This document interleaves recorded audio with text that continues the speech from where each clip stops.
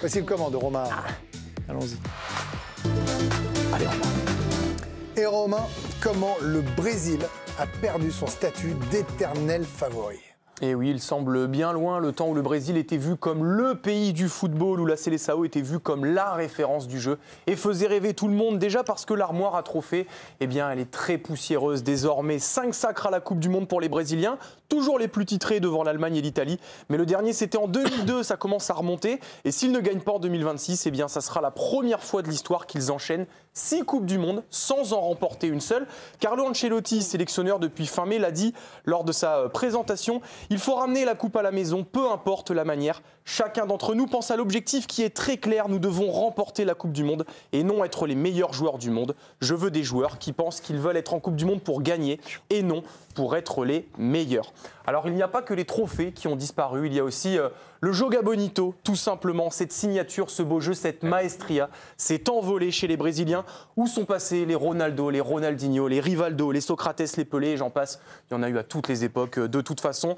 Là, on va vous montrer les 4 attaquants alignés ce soir. C'est face à la Tunisie en amical. Ça se joue à Lille d'ailleurs, ce sera sur l'équipe Live Foot. Estevao, Mateus Cunha, Vinicius, Rodrigo. Ils ne sont pas tous très connus, certains viennent tout juste d'arriver. Il y a Richarlison sur le banc, qui a un peu plus de bouteilles aussi, mais ce n'est pas une star non plus. Donc le Brésil est moins spectaculaire malheureusement, mais aussi moins efficace, seulement 5e de la zone Am-Sud lors des qualifications pour la Coupe du Monde 2026. 6 défaites en 18 matchs, il y a eu notamment cette déroute en Argentine, 4-1. La Seleção avait complètement coulé, ça avait d'ailleurs coûté sa place au sélectionneur Dorival Junior. Et tout ça avait entraîné des déclarations bien salées de Rivaldo par exemple, la légende, ancien ballon d'or bien sûr. C'est triste de présenter un football aussi pauvre, les supporters ont raison d'être révoltés. Ou encore Enrique, l'ancien bordelais, les résultats sont mauvais, le Brésil a perdu son ADN, le dribble, l'improvisation. La Seleção s'est européanisée. Alors, Rivaldo l'a évoqué, effectivement, on en arrive à un véritable désamour de la part du public dans un pays où le football est roi. Pourtant, il y a déjà eu la rupture lors de la Coupe du Monde 2014 à domicile, l'humiliation en Mondiovision, 7-1 face à l'Allemagne en demi-finale. Une honte absolue pour les Auriverdés. Notre correspondant Eric Frozieux avait donné un chiffre dans un article pour l'équipe. Un sondage a révélé que 48% des Brésiliens n'étaient pas du tout intéressés par leur sélection, c'est quand même énorme, 1 personne sur 2 quasiment. Confirmation d'Enrique dont on vous parlait, les supporters soutiennent à fond leur club, mais je n'ai jamais ressenti autant d'indifférence pour l'équipe nationale. Donc le travail de Carlo Ancelotti est colossal, mais l'Italien a les épaules pour relever le défi et refaire du Brésil un géant du football. Voilà pour ce comment de Romain. Il nous a un peu, il nous a assis parce que moi j'ai grandi avec le Brésil fantastique. Dans Olive et Tom, le but du jeu c'est d'aller au Brésil. Et là, Séverine, la réalité c'est ça, c'est que le Brésil, il y a un désamour même pour la Seleção au pays. Ça c'est quand même incroyable, ces chiffres, ces sondages sont dingues. Il est lunaire, mais moi, comme vous Greg, moi je tombe amoureuse du foot, du Real Madrid, c'est grâce aux joueurs brésiliens.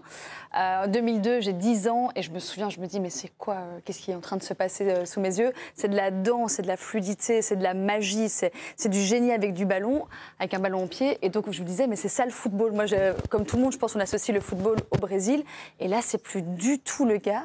Ils sont en train de ramer constamment dans tous les matchs. En fait, ça fait limite mal à voir. Ça fait du mal en fait à les voir jouer parce que il y a un manque de fluidité, il y a un manque de magie, il y a un manque de technique en fait là où normalement ils étaient au-dessus du lot. Donc c'est assez, c'est trop troublant. Triste. Ouais, vraiment, c'est très perturbant de les voir là. Après voilà, on sait jamais ce qui peut se passer sur une Coupe du Monde. Ancelotti il est habitué à des matchs comme ça, un petit peu à des compétitions en tout cas, comme il avait fait avec le Real Madrid sur un match, etc. Ça peut faire la différence. Mais il manque un peu de magie, il manque de, je sais pas, de génie, de magie. Olivier, est-ce qu'il y a le fameux trou générationnel au Brésil, comme l'Italie le prend, mais alors encore plus méchamment? Oui, clairement, il y a ça. Il y a aussi eu beaucoup trop de changements de sélectionneurs. Depuis 2022, il y en a eu 4, entre Menezes, Dorival, Diniz. On a l'impression d'une équipe complètement désorganisée. Et ce trou générationnel, il existe évidemment, puisque les Brésiliens en sont encore à espérer le retour de Neymar. Ils le prennent encore comme pour le Messi, alors que malheureusement, c'est un joueur c'est un joueur extraordinaire à son prime, mais là, il a été trop blessé et son corps n'arrive plus à suivre. Et malheureusement, il n'y a personne derrière pour prendre le relais. Et puis, je trouve que c'est une équipe aussi qui manque de caractère. C'est quand même Vinicius qui a dit il n'y a pas longtemps que ce maillot était trop lourd à porter. que Vinicius dise quelque chose comme ça, ça dit tout de ce qu'est le Brésil aujourd'hui.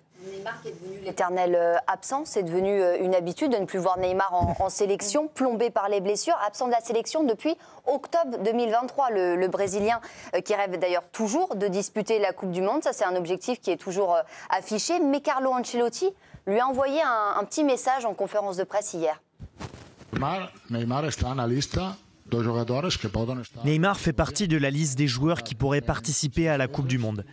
Il reste maintenant 6 mois avant la liste définitive. Nous devons l'observer, lui et les autres, pour essayer de ne pas commettre d'erreurs dans la liste définitive.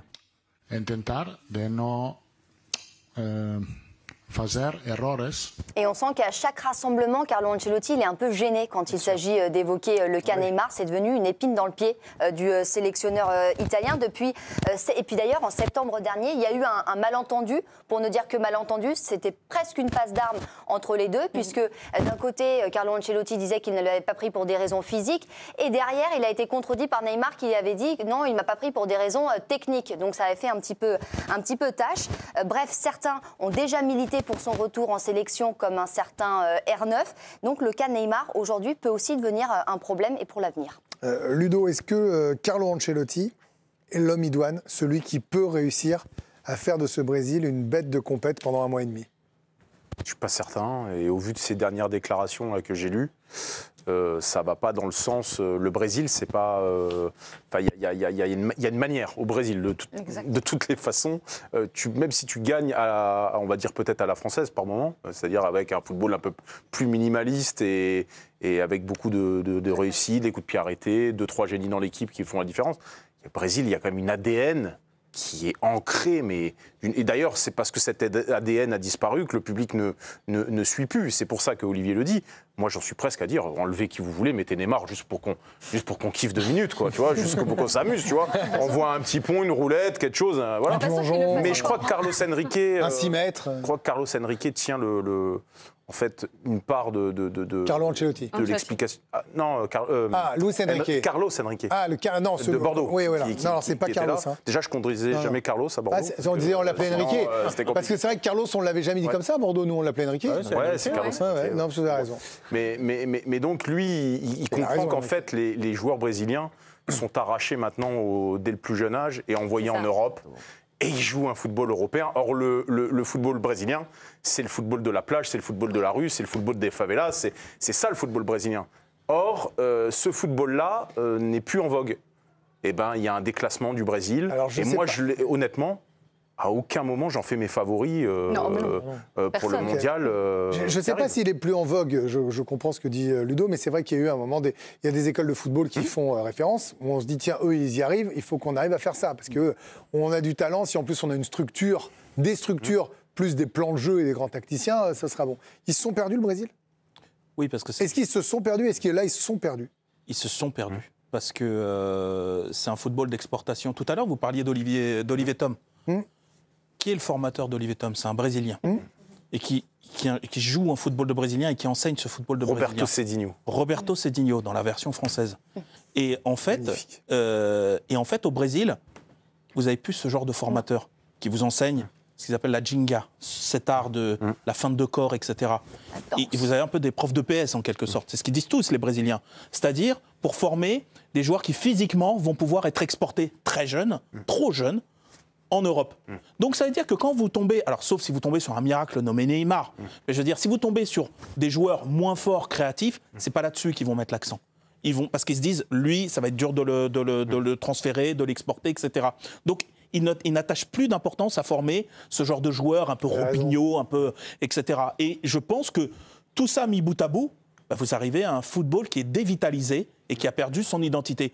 Le football de sélection, il faut qu'il garde quand même une partie de son âme. C'est-à-dire que les Anglais ont toujours un supplément de fighting spirit. Comment dire, voilà, les Allemands ont ça, les Italiens ont leur truc, les Espagnols ont leur truc. Les Italiens, ils n'ont plus grand-chose quand même. Les Italiens, ils n'ont plus grand-chose. Oui, ils n'ont plus grand-chose, mais ils s'appuient encore sur le rêve qu'ils soient un peu compétiteurs. Or, ils ne le sont plus et on voit qu'ils perdent tout. Et je pense que le Brésil, ça va être très compliqué de retrouver ça.